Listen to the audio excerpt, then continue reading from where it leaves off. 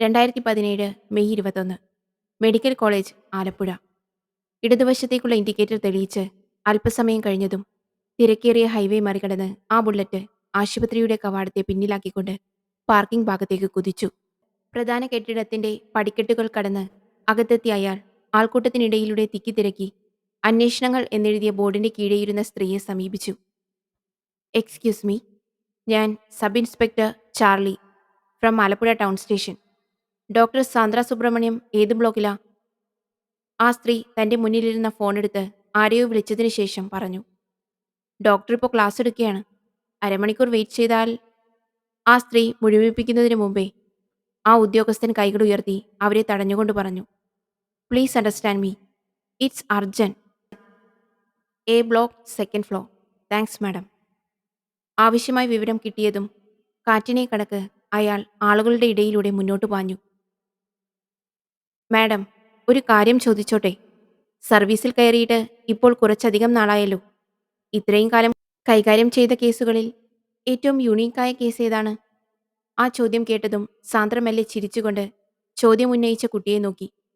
എല്ലാവരും തന്റെ മറുപടിക്കായി കാത്തുനിൽക്കുന്നുവെന്ന് മനസ്സിലാക്കിയ സാന്ദ്ര കസേരയിൽ നിന്നെഴുന്നേറ്റ് വിദ്യാർത്ഥികളുടെ ഇടയിലേക്ക് ചുവട് വെച്ചുകൊണ്ട് പറഞ്ഞു തുടങ്ങി. യുണീക്കായ കേസുകളെന്ന് പറയുമ്പോൾ അത് ഒരുപാടുണ്ട്. കാരണം ഓരോ കേസിലും കുറ്റവാളിയും ഇരയും ആയുധവും സാഹചര്യവും സ്ഥലങ്ങളും മാറിക്കൊണ്ടേയിരിക്കും. പക്ഷേ അത്തരം കേസുകളിൽ കുറ്റവാളികൾ പിന്തുടരുന്ന എക്സിക്യൂഷൻ ഒരേപോലെയാണെങ്കിലും സ്റ്റൈൽ വേറെ വേറെയാണ്. ഏറ്റവും അവസാനമായി എന്നെ ബുദ്ധിമുട്ടിച്ചത് അന്ധവിശ്വാസങ്ങൾ നിറഞ്ഞു നിന്ന ഒരു ഗ്രാമത്തിൽ നടന്ന കേസായിരുന്നു. സുന്ദരിപ്പുഴയുടെ തീരത്ത് അടിഞ്ഞ പഴക്കമുള്ള മനുഷ്യ ശരീരഭാഗങ്ങളുടെ രഹസ്യം തേടിപ്പോയ ഞാൻ എത്തിച്ചേർന്നത് വർഷങ്ങളായി ആ ഗ്രാമത്തിൽ കൊലപാതകങ്ങളും റേപ്പും നടത്തിയിരുന്ന ഒരു കുടുംബത്തിന്റെ മുന്നിലായിരുന്നു. ഞാൻ കണ്ടതിൽ ഏറ്റവും മോശമായ രീതിയിൽ ലൈംഗിക ബന്ധത്തിൽ ഏർപ്പെടുന്ന ഒരു കുടുംബം. സ്വന്തം സഹോദരിയെ സെക്ഷലായി ഉപയോഗിക്കുന്ന ഒരു സഹോദരനും അയാളുടെ മകനും, പിന്നെ ആ സ്ത്രീയും മകനും. ഇതിനെല്ലാം ആ സ്ത്രീയും സമ്മതിച്ചിരുന്നു എന്നതാണ് എന്നെ അത്ഭുതപ്പെടുത്തിയത്. പക്ഷേ ഈ കേസ് ഞാൻ ഓർക്കുന്നത് 3 പിള്ളേരുടെ പേരിലാണ്.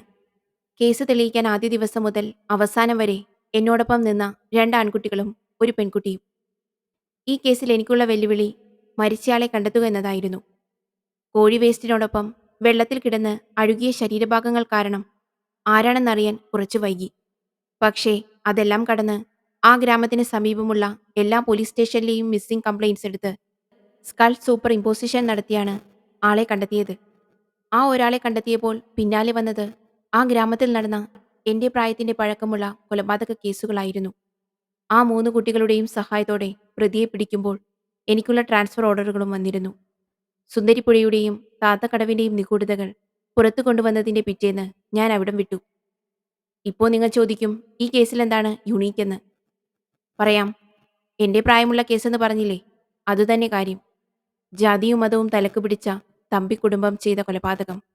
അത് കാരണം ആ ഗ്രാമത്തെയാകെ മൂടിനിന്ന താത്ത എന്ന സൂപ്പർസ്റ്റിഷൻ. ആത്മാവിനും ക്രൈമിനും ഇടയിൽ നിന്ന് അന്വേഷിക്കുക എന്നത് വളരെ ബുദ്ധിമുട്ട് നിറഞ്ഞ പണിയായിരുന്നു. Excuse me madam.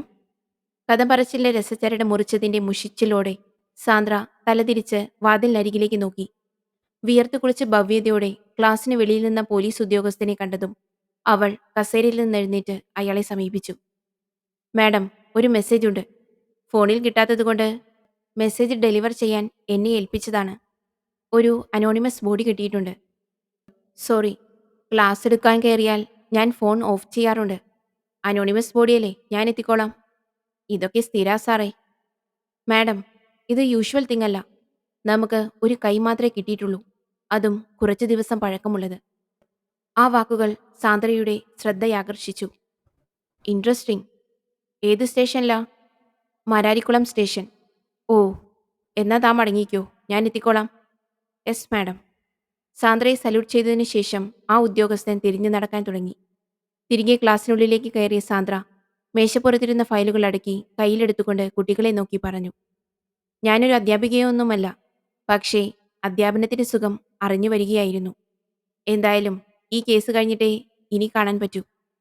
അതിനിടയിൽ നിങ്ങളുടെ പ്രൊഫസർ കോൺഫറൻസ് കഴിഞ്ഞ് തിരികെ വന്നാൽ പിന്നെ എന്നെ നോക്കണ്ടാട്ടോ. എന്നാ ശരി, ഞാൻ ഇറങ്ങട്ടെ. All the best madam. കുട്ടികളെല്ലാവരും ഒന്നായി വിളിച്ചു പറഞ്ഞത് കേട്ട് അവരോട് നന്ദി പ്രകടിപ്പിച്ചുകൊണ്ട് ക്ലാസ്സിന് വെളിയിലേക്കിറങ്ങിയ സാന്ദ്ര നടത്തത്തിന്റെ വേഗത വർദ്ധിപ്പിച്ചു. അല്പസമയത്തിനുള്ളിൽ താഴെ പാർക്ക് ചെയ്തിരുന്ന തന്റെ കാറിലെത്തിയ സാന്ദ്ര ഫയലുകൾ പിന്നിലെ സീറ്റിലേക്ക് ഇട്ടതിനു ശേഷം വണ്ടി സ്റ്റാർട്ട് ചെയ്ത് മുന്നോട്ടെടുത്തു.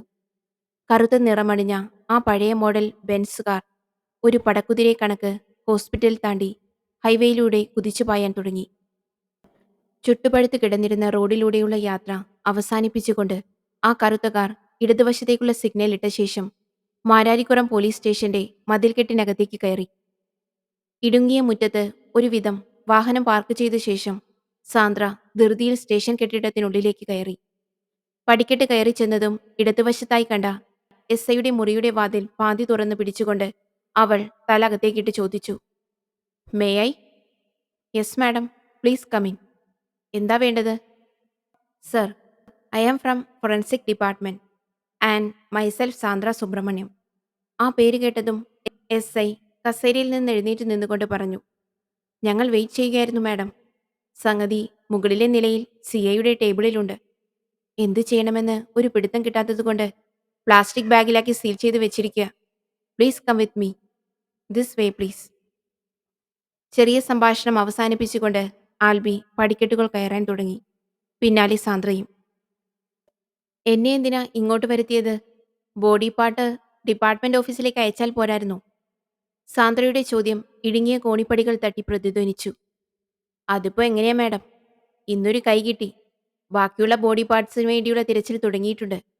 ഇത്തരമൊരു സിറ്റുവേഷനിൽ മാഡത്തിനെ പോലെ ഒരാൾ ഫീൽഡിലുണ്ടെങ്കിൽ അത് വളരെ ഉപകാരമാകും.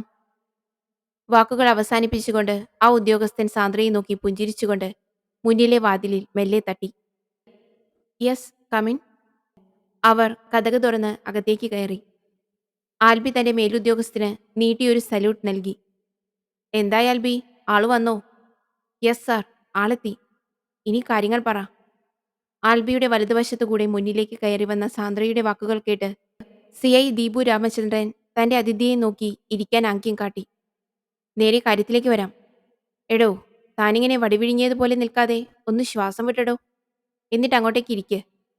നർമ്മത്തിൽ കലർന്ന ആ പരിഹാസം ആൽബിയിൽ ചെറിയൊരു പുഞ്ചിരി വിടർത്തി.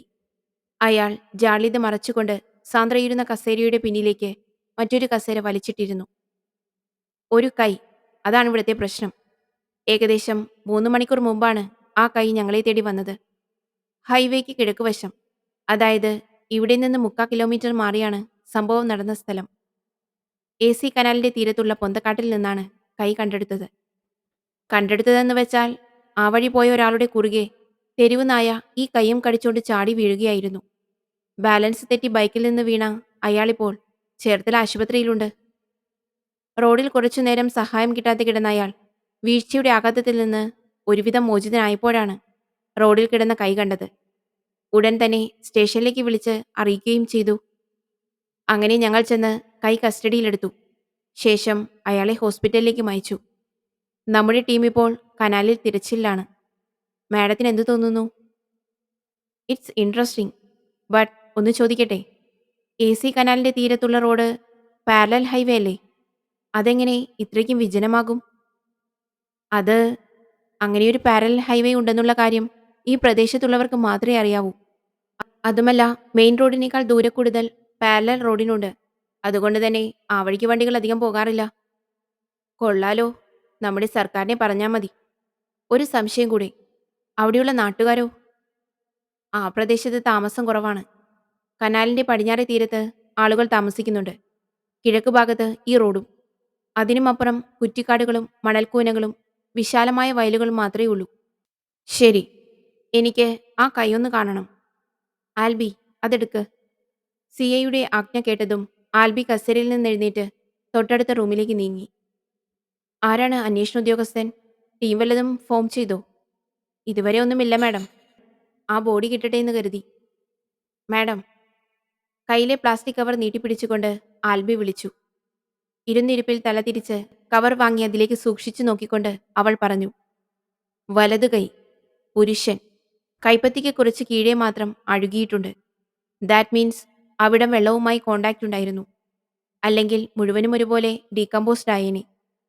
മുട്ടിന്റെ ഭാഗത്ത് അസ്ഥിയിൽ ഉരഞ്ഞതിന്റെ പാടുണ്ട്. കൂടിപ്പോയാൽ 3 ദിവസം. അതിനപ്പുറം പഴക്കം ഇതിനില്ല. കൂടുതൽ ഡീറ്റെയിൽസ് ഞാൻ നോക്കിയിട്ട് പറയാം. എന്നാ പിന്നെ ഞാൻ ഇറങ്ങട്ടെ. പറഞ്ഞ് അവസാനിപ്പിച്ചുകൊണ്ട് സാന്ദ്ര പുറത്തേക്കിറങ്ങാൻ തിടുക്കം കൂട്ടി. Okay madam. Albi, please go with her. Yes sir. സിഐക്ക് സല്യൂട്ട് നൽകിയ ശേഷം ആൽബി സാന്ദ്രയ്ക്ക് അകമ്പടി സേവിച്ചുകൊണ്ട് പടിക്കെട്ടുകൾ ഇറങ്ങാൻ തുടങ്ങി. മിസ്റ്റർ ആൽബി, നമുക്ക് ആ സ്പോട്ട് വരെ ഒന്ന് പോയാലോ? Sure madam. അല്ലേലും ഞാൻ അങ്ങോട്ടേക്ക് പോകാനായി ഇറങ്ങിയതാ. മാഡത്തിനെ പറഞ്ഞയച്ചിട്ട് പോകാമെന്ന് വിചാരിച്ചപ്പോൾ ഇങ്ങനെയൊരു സജഷൻ വരുമെന്ന് തീരെ പ്രതീക്ഷിച്ചില്ല. എന്നാൽ നമുക്ക് എൻ്റെ വണ്ടിയിൽ പോകാം. അതാകുമ്പോൾ ലൊക്കേഷനും കണ്ടിട്ട് ആ വഴിക്ക് തന്നെ എനിക്ക് ഓഫീസിലേക്ക് പോകാലോ. ശരിക്കും പറഞ്ഞാൽ സ്പോട്ടിൽ ഓട്ടോപ്സി ചെയ്യാനുള്ള തയ്യാറെടുപ്പോടു കൂടിയാണ് ഞാൻ ഇറങ്ങിയത്. പക്ഷേ ഇവിടെ വന്ന് കൈ കണ്ടപ്പോഴാണ് കുറച്ചുകൂടി ഡീറ്റെയിൽസ് വേണമെന്ന് മനസ്സിലായത്. അല്ലെങ്കിൽ ഞാൻ തിരികെ പോകാൻ തുനിയില്ലായിരുന്നു. എന്തേലാകട്ടെ, ആൽബി കയറ്. തന്റെ വണ്ടിയെ ഒന്ന് നോക്കിയതിനു ശേഷം ആൽബി സാന്ദ്രയുടെ കാറിനുള്ളിലേക്ക് കയറി. സ്റ്റേഷനിൽ നിന്ന് പുറത്തേക്ക് കടന്ന ആ വാഹനം ആൽബിയുടെ നിർദ്ദേശമനുസരിച്ച് ഹൈവേ മറികടന്ന് കിഴക്ക് ദിക്കിലേക്ക് നീങ്ങാൻ തുടങ്ങി. അല്പനേരത്തെ യാത്രയ്ക്ക് ശേഷം കഞ്ഞിക്കുഴി പാലത്തിലെത്തിയതും സാന്ദ്ര വാഹനം നിർത്തി മുന്നിലെ റോഡിലേക്ക് നോക്കി. ഇവിടുന്ന് വലത്തേക്ക് കുറച്ചു ദൂരം പോയാൽ മതി. ആൽബി കൈചൂണ്ടിയ വഴിയിലേക്ക് സാന്ദ്ര കാർ തിരിച്ചു. പായൽ മൂടിക്കിടന്ന AC കനാലിന്റെ തീരത്തെ പുതുമ മാറാത്ത റോഡിലൂടെ മുന്നോട്ടു നീങ്ങിയതിനിടയിൽ സാന്ദ്ര റോഡിന്റെ ഇരുവശവും സസൂക്ഷ്മം നിരീക്ഷിച്ചുകൊണ്ടിരുന്നു. റോഡിന്റെ ഇടതുവശത്തെ പൊന്തക്കാടുകളും മണൽക്കൂനകളും ഒരു ഭാഗത്തെ കാഴ്ചയെ പൂർണ്ണമായും മറയ്ക്കുന്നതായി അവൾ മനസ്സിലാക്കി. അതിനു വിപരീതമായി അവിടെവിടെയായി പൊങ്ങി നിന്ന കൈതകൾ മാത്രമുള്ള തോട്ടിൻകരയും അതിനപ്പുറം കനാലിന്റെ പടിഞ്ഞാറേ തീരത്ത് നിരനിരയായി പണിതുയർത്തിയ വീടുകളും അവളുടെ ഉള്ളിൽ ചില ചോദ്യങ്ങൾ ഉയർത്തിക്കൊണ്ടിരുന്നു. നിങ്ങൾ കനാലിൽ മാത്രമേ നോക്കുന്നുള്ളൂ? പോലീസ് ജീപ്പിന് പിന്നിലായി തന്റെ വണ്ടി പാർക്ക് ചെയ്യുന്നതിനിടയിൽ സാന്ദ്ര ചോദിച്ച ചോദ്യം സർവീസിൽ തുടക്കക്കാരനായ ആൽബിയിൽ തെല്ലൊരു അതിശയമുണർത്തി. അതെന്താ അങ്ങനെ ചോദിച്ചേ? നമുക്ക് ബോഡിപ്പാട്ട് കിട്ടിയത് കനാലിന്റെ വശത്ത് നിന്ന് ഓടിവന്ന നായയിൽ നിന്നല്ലേ? അതുകൊണ്ട് നോ മാൻ, ഒരിക്കലും അങ്ങനെ കണക്ക് കൂട്ടരുത്. ആക്സിഡന്റ് ആയ ആളും പറഞ്ഞതല്ലേ നായ കൈ കടിച്ചുകൊണ്ട് വന്ന കാര്യം. ഒരുപക്ഷെ അയാൾ വരുന്നതിനു മുമ്പ് വേറെ എവിടെന്നെങ്കിലും കടിച്ചുകൊണ്ട് വരുന്ന വഴിക്ക് താഴെ വീണ കൈ തിരിച്ചെടുക്കാനാണ് നായ റോഡിലേക്ക് വന്നതെങ്കിലോ?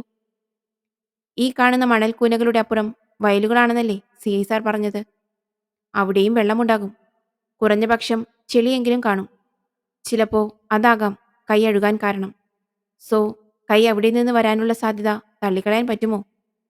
സംസാരത്തിനിടയിൽ കാറിനുള്ളിൽ നിന്ന് കാലിയായ 2 സാമ്പിൾ ബോട്ടിലുകൾ എടുത്തുകൊണ്ട് പുറത്തേക്കിറങ്ങിയ സാന്ദ്ര കനാലിന്റെ അരികിൽ ചെന്നിരുന്ന് വെള്ളത്തിലേക്ക് ഉറ്റുനോക്കിയതിനു ശേഷം ആ കുപ്പിയിലേക്ക് അവിടെ നിന്ന് വെള്ളം ശേഖരിച്ച് മാർക്ക് ചെയ്ത് പോക്കറ്റിലേക്ക് നിക്ഷേപിച്ചു. ശേഷം റോഡരികിൽ കൂടി നിന്ന ആളുകൾക്കിടയിലൂടെ ഇരുവരും പോലീസ് ടീം നിൽക്കുന്ന ഭാഗത്തേക്ക് നടന്നെത്തി. എന്തുപറ്റി? എല്ലാരും ക്ഷീണിച്ചോ? ആൽബിയുടെ ചോദ്യം കേട്ട് കനാലിൽ നിന്ന് കരയിൽ കയറിയിരുന്ന മുങ്ങൽ വിദഗ്ധരും ഒപ്പം നിന്ന പോലീസ് ഉദ്യോഗസ്ഥരും കിഴക്കുഭാഗത്തുള്ള കാടിനുള്ളിലേക്ക് വിരൽ ചൂണ്ടി. മാഡം പറഞ്ഞതിൽ കാര്യമുണ്ടെന്ന് തോന്നുന്നു. പിറുപിറുത്തുകൊണ്ട് ആൽബി മരങ്ങൾക്കിടയിലൂടെ ഉള്ളിലേക്ക് നടക്കാൻ തുടങ്ങി. പിന്നാലെ സാന്ദ്രയും. കുന്നുകയറി ചെന്ന അവരെ കാത്തിരുന്നത് പോലീസ് കാവലിൽ കിടന്നിരുന്ന ഒരു ശവമായിരുന്നു. ആ കാഴ്ച കണ്ടതും ആൽബിക്ക് മനം പുരട്ടുന്നതായി തോന്നി. അവൻ നിലത്തേക്ക് മുട്ടുകുത്തിയിരുന്ന് ഓക്കാനിക്കാൻ തുടങ്ങിയതും 2 പോലീസുകാർ വന്ന് ആൽബിയെ താങ്ങിയെടുത്ത് താഴേക്ക് നടക്കാൻ തുടങ്ങി. കൂടി നിന്ന പോലീസുകാരെ തന്റെ ID കാർഡ് കാണിച്ച ശേഷം ശവത്തിനരികിലേക്ക് ചെന്നിരുന്നു. തല പൂർണ്ണമായും തകർന്ന് മുട്ടിനു കീഴേക്ക് ഒരു കൈയില്ലാതെ കിടന്നിരുന്ന ശവത്തെ സാന്ദ്ര സൂക്ഷിച്ചു നോക്കാൻ തുടങ്ങി. ഓഫീസർ, റോഡിൽ നിന്ന് ഇങ്ങോട്ടേക്ക് എത്ര ദൂരം കാണും? 100 മീറ്ററെങ്കിലും ഉണ്ടാകും മാഡം. കോൺസ്റ്റബിളിന്റെ മറുപടി തന്റെ പോക്കറ്റ് ഡയറിയിലേക്ക് കുറിച്ചുകൊണ്ട് സാന്ദ്ര പറഞ്ഞു. ആംബുലൻസ് വിളിച്ചിട്ടുണ്ടോ? Yes madam. സ്റ്റേഷനിലേക്കും ആംബുലൻസിനെയും വിളിച്ച് ഫോൺ വെച്ചപ്പോഴാ ആൽബി സാർ നിങ്ങളെയും കൂട്ടി വന്നത്. ഓക്കെ. പിന്നെ ഇവിടെയുള്ള നാട്ടുകാരോടൊക്കെ അന്വേഷിച്ചോ? ഈ പ്രദേശത്ത് അധികം ആൾതാമസമൊന്നുമില്ല മാഡം. തന്നെയുമല്ല ഇവിടെ അത്ര സുരക്ഷിതമല്ലാത്തതുകൊണ്ട് ആരും രാത്രിയിൽ പുറത്തിറങ്ങാറില്ല. അതുകൊണ്ട് തന്നെ എന്തെങ്കിലും നടന്നാലും പുറത്തറിയാൻ സാധ്യത കുറവാണ്. അപ്പോഴേക്കും താഴെ റോഡിൽ നിന്നും ആംബുലൻസിന്റെ ഹോൺ മുഴങ്ങി. ആ താളത്തിന്റെ അകമ്പടിയോടെ CI ദീപുവും സംഘവും നടന്നു വരുന്നത് കണ്ണിൽപ്പെട്ട സാന്ദ്ര തന്റെ ഡയറി പോക്കറ്റിലേക്ക് തിരുകിക്കൊണ്ട് കുന്നിറങ്ങാൻ തുടങ്ങി. പണിയായല്ലേ മാഡം? CIയുടെ ചോദ്യം കേട്ട് നേർത്ത പുഞ്ചിരിയോടെ സാന്ദ്ര പറഞ്ഞു. യെസ്, നമ്മൾ 2 കൂട്ടർക്കും.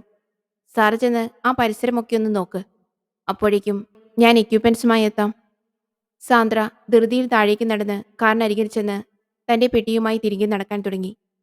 അവൾക്ക് പിന്നാലെ സ്ട്രെച്ചറും താങ്ങിക്കൊണ്ട് ആംബുലൻസിൽ വന്നവരും. ക്യാമറ ഓൺ ചെയ്ത് ഒരു പോലീസുകാരന്റെ കയ്യിൽ കൊടുത്ത ശേഷം ശവത്തിനു ചുറ്റിനും വലിച്ചു കെട്ടിയിരിക്കുന്ന റിബൺ മെല്ലെ ഉയർത്തി ഉള്ളിലേക്ക് കടന്ന സാന്ദ്ര തറയിൽ ആകെയൊന്ന് നോക്കി.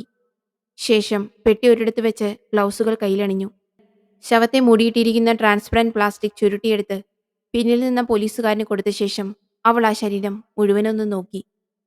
പോക്കറ്റിൽ നിന്ന് ഫോണെടുത്ത് വോയിസ് റെക്കോർഡർ ഓൺ ചെയ്ത ശേഷം അവൾ ആദ്യഘട്ടത്തിലേക്ക് കടന്നു. ഏകദേശം 50 വയസ്സ് തോന്നിക്കുന്ന 6 അടിയോളം ഉയരമുള്ള അജ്ഞാതമായ പുരുഷ ശരീരം.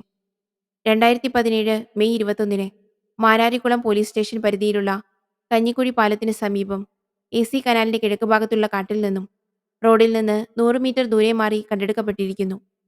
പ്രസ്തുത ശരീരം സ്റ്റേഷൻ ഇൻചാർജ് CI ദീപുവിന്റെയും മറ്റ് പോലീസുകാരുടെയും മേൽനോട്ടത്തിൽ സാന്ദ്ര സുബ്രഹ്മണ്യം എന്ന ഞാൻ കണ്ടെടുക്കപ്പെട്ട സ്ഥലത്ത് തന്നെ ചെയ്യുകയാണ്. സമയം 2:59 PM.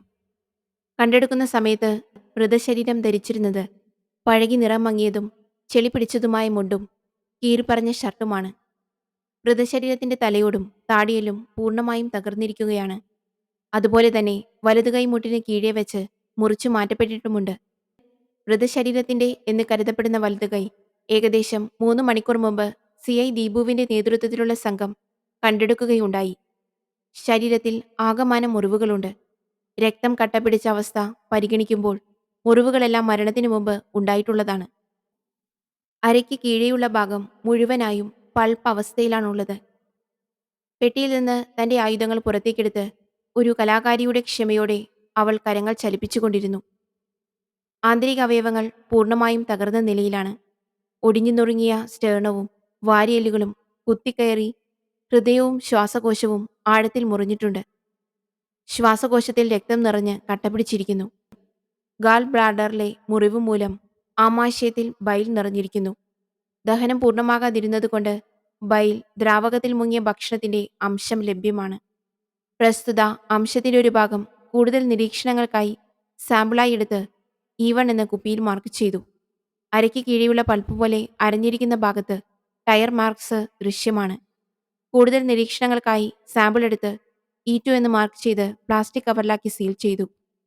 ശരീരത്തിന്റെ താപനില കണക്കാക്കുമ്പോൾ പരേതന്റെ മരണസമയം ഇന്നേക്ക് 3 ദിവസം പിന്നിൽ, അതായത് 2017 മെയ് 18 ഇടത് കൈയുടെ നഖത്തിനിടയിൽ നിന്നും 2 തരത്തിലുള്ള ചെളികൾ ലഭിച്ചിട്ടുണ്ട്. ശരീരത്തിലെ ടയർ അടയാളങ്ങൾ അത് വെച്ച് നോക്കുമ്പോൾ പ്രസ്തുത വ്യക്തി ഒന്നോ അതിലധികമോ തവണ ഒരേ വാഹനത്തിന്റെയോ അല്ലെങ്കിൽ ഒന്നിലധികം വാഹനങ്ങളുടെയോ മർദ്ദനമേറ്റ് വാങ്ങിയിട്ടുണ്ട്. ഇടിയുടെ ആഘാതത്തിൽ മരണപ്പെട്ടു എന്ന് കരുതപ്പെടുന്ന അജ്ഞാതനായ വ്യക്തിയുടെ ശവശരീരം ആരൊക്കെയോ ചേർന്ന് മുകളിലേക്ക് കൊണ്ടുവന്നിടുകയാണ് ചെയ്തിട്ടുള്ളത്. അല്പനേരം തന്റെ നാവിന് വിശ്രമം കൊടുത്തുകൊണ്ട് സാന്ദ്ര അതിവേഗം തന്റെ കരങ്ങൾ ചലിപ്പിച്ചു. ഏറെ നേരത്തെ പ്രയത്നത്തിനു ശേഷം അവൾ തന്റെ ഉപകരണങ്ങളും ശേഖരിച്ച സാമ്പിളുകളും സ്യൂട്ട് കേസിലേക്ക് വെച്ച് ഭദ്രമായി അടച്ചതിനു ശേഷം മുട്ടുകൈകൊണ്ട് ഫോണിലെ റെക്കോർഡിംഗ് ഓഫ് ചെയ്തു. കഴിഞ്ഞോ? സിയയുടെ ശബ്ദം അവളെ ചിന്തകളിൽ നിന്നും ഉണർത്തി. സാന്ദ്ര പറഞ്ഞു തുടങ്ങി. ഹിറ്റ് ആൻഡ് റൺ കേസാണ്. ഇടിപ്പിച്ചവർ ആരായാലും പെടാതിരിക്കാൻ ശവം മാറ്റിയിട്ടതാണ്. ബാക്കി ഡീറ്റെയിൽസ് ഒക്കെ സാമ്പിൾ നോക്കിയിട്ട് റിപ്പോർട്ടിൽ അറ്റാച്ച് ചെയ്ത് അയക്കാം. Okay madam. ബോഡി മാറ്റാലോ അല്ലേ? Of course sir. അവളുടെ മറുപടി ഉയർന്നതും സ്ട്രെച്ചർ പിടിച്ചുകൊണ്ട് നിന്നിരുന്ന ആളുകൾ റിബൺ മറികടന്ന് തങ്ങളുടെ ജോലിയിൽ മുഴുകി. Madam, I am sorry. ഞാൻ പെട്ടെന്ന് ആദ്യമായതുകൊണ്ട്. ജീപ്പിൽ താങ്ങി നിന്നുകൊണ്ട് ആൽബി പറഞ്ഞത് കേട്ട് സാന്ദ്ര ചിരിയടക്കി. തന്റെ കയ്യിലിരുന്ന സ്യൂട്ട് കേസ് കാറിനുള്ളിലേക്ക് വയ്ക്കുന്നതിനിടയിൽ പ്ലാസ്റ്റിക് ബാഗിൽ പൊതിഞ്ഞ കൈ കണ്ട് സാന്ദ്ര തിരിഞ്ഞ് ആൽബിയെ തന്നെ ഉറ്റുനോക്കി. ആൽബി, ഒന്ന് ഇങ്ങോട്ട് വരാമോ? സർവീസിൽ കയറിയിട്ട് എത്ര നാളായി? സാന്ദ്രയിൽ നിന്ന് ഉയർന്ന അപ്രതീക്ഷിതമായ ചോദ്യം കേട്ട് അവൻ അമ്പരന്ന് അവളെ നോക്കിക്കൊണ്ട് വിക്കി വിക്കി പറഞ്ഞു. 1 ഇയർ ആകുന്നു. ആദ്യത്തെ ബോഡിയാണോ? ആൽബി അതേന്ന് തലയാട്ടി. എന്നിട്ട് ഇയാൾ ആ കൈ എടുത്തോണ്ട് വന്നപ്പോ ഇതിലും ധൈര്യം ഉണ്ടായിരുന്നല്ലോ. ഇപ്പൊ എന്താ പറ്റിയത്? അത് പിന്നെ ആ കൈ കണ്ട സമയത്ത് സ്മെല്ലൊന്നും ഉണ്ടായിരുന്നില്ല. ഐ മീൻ, കവറിൽ കിടക്കുമ്പോഴാ കണ്ടത്. മാത്രമല്ല. വേണ്ട ആൽബി, എനിക്കെല്ലാം മനസ്സിലായി. ആൽബിയെ തടഞ്ഞുകൊണ്ട് സാന്ദ്ര തുടർന്നു. അതൊക്കെ വിട്, എനിക്കൊരു ചായ കുടിക്കണം. ഇവിടെ ഏറ്റവും നല്ല ചായ കിട്ടുന്ന കടയേതാ? വലിയ ഹോട്ടലൊന്നും വേണ്ട, പെട്ടിക്കട മതി. ഈ അവസ്ഥയിലോ? ഞാനില്ല ചായ കുടിക്കാൻ. ആ ബോഡിയുടെ കിടപ്പ് മനസ്സിൽ നിന്ന് പോണില്ല മാഡം. പിന്നെങ്ങനെ ഞാൻ വല്ലതും കുടിക്കും? അതുമാത്രമല്ല, ഞാനിപ്പോൾ ഡ്യൂട്ടിയില്ല. സോ മാഡത്തിന് വേണേ പൊയ്ക്കോ. നമ്മളിങ്ങോട്ട് വളഞ്ഞാ പാലം ഇല്ലേ? അതിന്റെ കുറച്ച് കിഴക്ക് മാറി ഒരു കടയുണ്ട്. ആ മറുപടി സാന്ദ്രയിൽ നേരിയ നിരാശ പടർത്തി. നാവുകൊണ്ട് അതിരങ്ങളെ ഒന്ന് തലോടിയ ശേഷം അവൾ പറഞ്ഞു. എന്നാ പിന്നെ ഞാൻ പ്ലാൻ മാറ്റി. ചായയൊക്കെ പിന്നെയാകാം.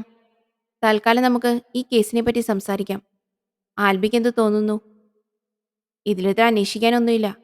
അയാളെ അബദ്ധത്തിലാരോ ഇടിച്ചിട്ട് പിടിക്കപ്പെടാതിരിക്കാൻ വേണ്ടി ബോഡി മുകളിലേക്ക് കയറ്റിയിട്ടു. Case closed. ആൽബിയുടെ മറുപടി അവൾക്ക് കൂടുതൽ നിരാശ പകർന്നുകൊണ്ടിരുന്നു. ഇത്ര പെട്ടെന്ന് ഒരിക്കലും ഒരു തീരുമാനത്തിലെത്തരുത്. പ്രത്യേകിച്ച് കേസിന്റെ കാര്യത്തിൽ. അയാളെ വണ്ടിയിടിപ്പിച്ചു കൊന്നിട്ട് അവിടെ കൊണ്ടുപോയി ഇട്ടതുമായിക്കൂടെ? ഇതാണ് പറയുന്നത് എക്സ്പീരിയൻസിൽ ചില സമയത്ത് ഒരു കാര്യവുമില്ലെന്ന്. ഒറ്റവട്ടമേ നോക്കിയുള്ളൂവെങ്കിലും ഞാൻ ചിലതൊക്കെ നോട്ട് ചെയ്തിരുന്നു. അയാളുടെ വസ്ത്രങ്ങൾ മാഡം ശ്രദ്ധിച്ചതല്ലേ? കഴുകിയിട്ട് ഒരുപാട് നാളായ തരത്തിലുള്ള വസ്ത്രം ധരിക്കണമെങ്കിൽ അയാളൊരു ഭിക്ഷക്കാരനോ അല്ലെങ്കിൽ അലഞ്ഞു തിരിഞ്ഞു നടക്കുന്ന ആളോ ആയിരിക്കണം. അത്തരമൊരാളെ കൊന്നിട്ട് ആർക്കും ഒന്നും നേടാനില്ല. അവനെ അഭിനന്ദിച്ചുകൊണ്ട് സാന്ദ്ര തുടർന്നു. പക്ഷേ ഒന്നോർക്കണം, ഇതൊരു ഗ്രാമപ്രദേശമാണ്. ഭിക്ഷാടനം നടത്തുന്ന ഒരാൾ എന്തിന് വളരെ കുറവ് കളക്ഷൻ മാത്രം കിട്ടാൻ സാധ്യതയുള്ള ഒരിടത്തേക്ക് വരണം? അലഞ്ഞു നടക്കുന്ന അപരിചിതനായ ഒരാൾ എന്നതിന് വളരെ പോസിബിലിറ്റി ഉണ്ട്. എങ്കിലും ഒരു ചോദ്യം ഞാൻ ചോദിക്കട്ടെ? വണ്ടി അറിയാതെ ഇടിക്കുകയാണെങ്കിൽ ഒറ്റവട്ടമേ ഇടിക്കൂ. ആ ആഘാതം മൂലം എന്തായാലും ശരീരം അങ്ങനെ തകരില്ല. തല പൂർണ്ണമായും തകർന്നതുകൊണ്ട് ആളെ തിരിച്ചറിയാനും സാധിക്കില്ല. ഇതൊക്കെയും വിരൽ ചൂണ്ടുന്നത് ഒരു കൊലപാതകത്തിലേക്കല്ലേ? മാഡത്തിന് വീണ്ടും തെറ്റി. അയാളെ ഇടിച്ച വണ്ടി നിർത്താതെ പോകുകയും പിന്നാലെ വന്ന വണ്ടി കയറി ഇറങ്ങുകയുമാണ് ഉണ്ടായതെങ്കിലോ? ആവേശത്തോടെ പറഞ്ഞു തുടങ്ങിയ ആൽബി പെട്ടെന്ന് സംശയത്തോടെ നിർത്തിയത് കണ്ട് സാന്ദ്രയുടെ കണ്ണുകൾ വിടരാൻ തുടങ്ങി. ഈ റോഡ് ഗ്രാമപ്രദേശത്തു കൂടിയാണ് കടന്നു പോകുന്നത്. പുറത്തുനിന്നുള്ളവർ ഈ വഴി ഉപയോഗിക്കാനും സാധ്യത കുറവാണ്. അങ്ങനെ വരുമ്പോൾ എന്റെ കണക്ക് പ്രകാരം രണ്ടാമത് വന്നവർ വണ്ടിയുടെ വെളിച്ചത്തിൽ ബോഡി കാണാനും വെട്ടിച്ചു മാറ്റാനോ അല്ലെങ്കിൽ നിർത്താനോ സാധ്യതയുണ്ട്. പക്ഷേ എന്തുകൊണ്ടാണ് അവർ പോലീസിൽ പറയാഞ്ഞത്? ഇനി അവരും കയറ്റിയെന്ന് വെച്ചാലും ഇത്രയ്ക്ക് മോശമായി കിടക്കുന്ന ബോഡി എടുത്തുമാറ്റി റോഡ് ക്ലീനാക്കിയിട്ട് പോകാനുള്ള സമയവും ധൈര്യവും അവർക്കുണ്ടാകുമോ? No, not possible. എന്തോ ഒന്ന് ഇതിന്റെ പിന്നിലുണ്ടെന്ന് ഇപ്പോൾ എനിക്ക് തോന്നുന്നു. സാന്ദ്രയുടെ മുഖത്ത് തെളിഞ്ഞു നിന്ന പ്രകാശം കണ്ട് താഴ്ന്ന സ്വരത്തിൽ ആൽബി തുടർന്നു. ഷേ, ഞാൻ തോറ്റു. നോ, ഇവിടെ ആരും തോൽക്കുന്നില്ല ആൽബി. കണ്ട കാഴ്ചകൾ അതേപടി വിശ്വസിച്ച ഒരാളിൽ നിന്നും ചിന്തിക്കുന്ന ഒരാളിലേക്കുള്ള മാറ്റമാണ് ഇപ്പോൾ കണ്ടത്. കാര്യങ്ങൾ ഇപ്പോഴും കഴിഞ്ഞിട്ടില്ല. നമ്മുടെ സംശയങ്ങൾ ശരിയാണോ എന്ന് ഉറപ്പിക്കാൻ ഗ്രാമത്തിലാകെ ഒരു അന്വേഷണം നടത്തണം. ഇത്തരമൊരാൾ ഇവിടെ ഉണ്ടായിരുന്നോ ഇല്ലായിരുന്നോ എന്നറിയണം. മാത്രമല്ല, ഇവിടെ സ്വന്തമായി കാറ്, ജീപ്പ് ഉള്ള വ്യക്തികൾ ആരൊക്കെയെന്ന് കണ്ടെത്തണം. നാലുചക്ര വാഹനമെന്ന് ഞാൻ ഉറപ്പിച്ചു പറയാൻ കാരണം ആ ടയർ മാർക്സ് ആണ്. ഒരുപാട് കണ്ടെത്താനുണ്ട്. ഞാൻ എന്തായാലും തിരികെ പോകുകയാണ്. ടെസ്റ്റ് റിസൾട്ട് കിട്ടാൻ അല്പം വൈകും. അതിനുള്ളിൽ രഹസ്യമായ ഒരു അന്വേഷണം നടത്തി ആൽബി കാര്യങ്ങൾ കണ്ടെത്തണം. CI സാർ വരുമ്പോൾ പറഞ്ഞേക്ക് ഞാൻ ഇറങ്ങും ആൽബി. കാറിന്റെ ബോണറ്റിൽ താളം പിടിച്ചുകൊണ്ട് ആലോചനയിൽ മുഴുകിയിരുന്ന ആൽബി കാറിനരികിൽ നിന്നും അല്പം പിന്നിലേക്ക് മാറി നിന്ന ശേഷം അതേ നർത്തത്തിൽ തലയാട്ടി. കാറിനുള്ളിലേക്ക് കയറിയ സാന്ദ്ര പിൻസീറ്റിൽ തന്റെ സാമഗ്രികൾ സുരക്ഷിതമാണെന്ന് ഉറപ്പുവരുത്തിയതിനു ശേഷം വണ്ടി സ്റ്റാർട്ട് ചെയ്ത് മുന്നോട്ട് നീങ്ങി. ആ ചെറിയ ആൾക്കൂട്ടത്തെ പിന്നിലാക്കിക്കൊണ്ട് സാന്ദ്രയുടെ വാഹനം കനാലിന് സമാന്തരമായി കിടന്നിരുന്ന റോഡിലൂടെ ആലപ്പുഴ ലക്ഷ്യമാക്കി അതിവേഗം കുതിച്ചു. സാന്ദ്ര മോർച്ചറിയിലെത്തി. അകത്തേക്ക് കയറി തന്റെ കയ്യിലിരുന്ന കവർ മുറിയുടെ നടുക്കുണ്ടായിരുന്ന കൂറ്റൻ മേശയുടെ പുറത്തേക്ക് വെച്ച ശേഷം ഗ്ലൗസുകൾ എടുത്തണിഞ്ഞു. ഞൊടിയിടയിൽ ലക്ഷ്മൺ മേശയിലേക്ക് അധികം പ്രകാശം കിട്ടുന്ന തരത്തിൽ വെച്ചിരുന്ന സ്പോട്ട് ലൈറ്റ് ഓൺ ചെയ്ത് സ്റ്റാൻഡിൽ അഡ്ജസ്റ്റ് ചെയ്തു വെച്ചു. പുതിയ സീരിയൽ കില്ലേഴ്സ് വല്ലതും ഇറങ്ങിയോ? മേശപ്പുറത്തിരുന്ന കൈയിലേക്ക് നോക്കിക്കൊണ്ട് ലക്ഷ്മൺ ചോദിച്ചു. ഏയ്, ഇത് ഒരു ആക്സിഡന്റ് കേസാണ്. നീ കൈയൊന്ന് ശരിക്ക് ചെക്ക് ചെയ്. അതുവരെ ഞാൻ ഈ 2 ടൈപ്പ് ചെളികളൊന്ന് നോക്കട്ടെ. ആ കൈയുടെ നഖത്തിനിടയിൽ നിന്ന് 2 സ്ലൈഡുകളിലേക്ക് ചിരണ്ടിയിട്ട സാമ്പിളുകളുമായി മൈക്രോസ്കോപ്പിനരികിലേക്ക് നടക്കുന്നതിനിടയിൽ സാന്ദ്ര പറഞ്ഞു. ഇത് വെള്ളവുമായി കോണ്ടാക്ട് ഉണ്ടായിരുന്നല്ലോ. ദേ ഇത്രയും ഭാഗം. ഈ കൈ ഇങ്ങനെ മുറിഞ്ഞു പോകണമെങ്കിൽ ഇടിച്ച വണ്ടി നല്ല സ്പീഡായിരിക്കും. നഖമൊക്കെ നീട്ടി വളർത്തി ഒട്ടും വൃത്തിയില്ലാതെ നടന്ന ആളാണ് ഇതിന്റെ ഉടമ. മേ ബി ഇതൊരു പിച്ചക്കാരൻ, അല്ലെങ്കിൽ ഒരു ഭ്രാന്തൻ, അതുമല്ലെങ്കിൽ ആർക്കും വേണ്ടാതെ കിടന്ന ആരോ ഒരാൾ. ഇങ്ങനെ ഒരാളെ കൊല്ലേണ്ട ആവശ്യം ആർക്കും വരുന്നില്ല. മിക്കവാറും കയ്യബദ്ധമായിരിക്കും. ലക്ഷ്മണന്റെ വാക്കുകൾ ശ്രദ്ധിച്ചുകൊണ്ട് സാന്ദ്ര മൈക്രോസ്കോപ്പിലൂടെ താനെടുത്ത സാമ്പിളുകൾ സസൂക്ഷ്മം നോക്കിക്കൊണ്ട് നോട്ട്ബുക്കിൽ എന്തൊക്കെയോ കുത്തിക്കുറിച്ചുകൊണ്ടിരുന്നു. ലച്ചു, എന്റെ പെട്ടിയിലിരിക്കുന്ന സാമ്പിൾ കൂടെ ഇങ്ങോട്ട് കൊണ്ടുവന്നേ. ഒരു ചോദ്യം. ഒരാളുടെ നഖത്തിനടിയിൽ ശരീരത്തിൽ നിന്നുള്ള ചെളിയും അതിനു മുകളിൽ മറ്റൊരു പാളിയായി മണ്ണിലെ ചെളിയും വരാനുള്ള സാധ്യത എന്താണ്? അത് വളരെ എളുപ്പമല്ലേ. സാധാരണഗതിയിൽ നമ്മൾ ശരീരം ചൊറിയുമ്പോൾ അഴുക്കുകൾ നഖത്തിനടിയിൽ കയറും. പിന്നെ മണ്ണ് വാരുമ്പോൾ രണ്ടാമതൊരു പാളിയായി ആ അഴുക്കും അടിയും. ഈ കൈ പോലെ നീണ്ട നഖവും വൃത്തിയുമില്ലെങ്കിൽ സ്ഥിരമായി അത് അവിടെ തന്നെയിരിക്കും. കറക്റ്റ് ലച്ചു. അവനെ അഭിനന്ദിച്ചുകൊണ്ട് സാന്ദ്ര തുടർന്നു. ഈ സാമ്പിളുകൾ നോക്കിയതിൽ നിന്ന് എനിക്ക് മനസ്സിലായത് ഇതാണ്. മരിക്കുന്നതിന് മുമ്പ് ഇയാൾ മണ്ണിൽ ആഴത്തിൽ കുഴിച്ചു നോക്കിയിരുന്നു. അതായത് അയാൾ എന്തോ തേടുകയായിരുന്നു. മണ്ണിനടിയിൽ ഒളിപ്പിച്ച എന്തോ ഒന്ന്. അങ്ങനെയാണെങ്കിൽ ഇതൊരു കൊലപാതകമാകാനുള്ള സാധ്യത വളരെ കൂടുതലാണ്. സംസാരം നിർത്തിയ സാന്ദ്ര മേശപ്പുറത്തിരുന്ന പൾപ്പിന്റെ സാമ്പിൾ ഒരു ലെൻസ് ഉപയോഗിച്ച് വീക്ഷിക്കാൻ തുടങ്ങി. ലക്ഷ്മൺ അപ്പോഴും കൊലപാതകത്തിന്റെ സാധ്യതകൾ മനസ്സിൽ കൂട്ടിക്കിഴിച്ചുകൊണ്ടിരുന്നു. Got it. ദാ നോക്ക്. രണ്ട് വ്യത്യസ്ത ടയർ മാർക്കുകൾ. അതിലൊന്ന് പുതുതായി ഇട്ട ടയറിന്റെയാണ്. അതുകൊണ്ട് തന്നെ മാർക്ക് ഷാർപ്പായി പതിഞ്ഞിട്ടുമുണ്ട്. ലെൻസ് അവന് കൈമാറിയ ശേഷം സാന്ദ്ര തന്റെ ക്യാമറ എടുത്ത് സൂം ചെയ്ത് രണ്ട് ടയർ മാർക്കുകളുടെയും ചിത്രങ്ങൾ പകർത്തിയെടുത്തു. ശരിയാ. എന്നാലും കൊലപാതകമെന്നൊക്കെ പറയുമ്പോൾ നമുക്ക് സോളിഡായി വേറെ തെളിവൊന്നും ഇല്ലല്ലോ. ഇതിപ്പോ ഒരു വണ്ടി ഇടിച്ചിട്ട് പോയി കുറെ കഴിഞ്ഞ് വേറൊരു വണ്ടി കയറിയതുമാകാം. അങ്ങനെയും ആകാം. പക്ഷേ നഖത്തിനിടയിലെ സാമ്പിൾ നമുക്ക് തള്ളിക്കളയാൻ കഴിയില്ലല്ലോ. ശരിക്കും അയാൾ എന്തായിരിക്കും മണ്ണിനടിയിൽ തേടിയത്? സാന്ദ്രയുടെ ചോദ്യത്തിന് ഉത്തരമില്ലാതെ ലക്ഷ്മൺ മേശപ്പുറത്ത് കൈയൂന്നി സാന്ദ്രയെ നോക്കി. അവൾ ശ്വാസം പോലും വിടാതെ കമ്പ്യൂട്ടറിൽ എന്തോ ചികഞ്ഞുകൊണ്ടിരുന്നു. സ്ക്രീനിൽ മിന്നിമറഞ്ഞുകൊണ്ടിരുന്ന വിവിധങ്ങളായ ടയർ മാർക്കുകൾ കണ്ട് ലക്ഷ്മൺ മെല്ലെ സാന്ദ്രയുടെ അരികിലേക്ക് വന്നു.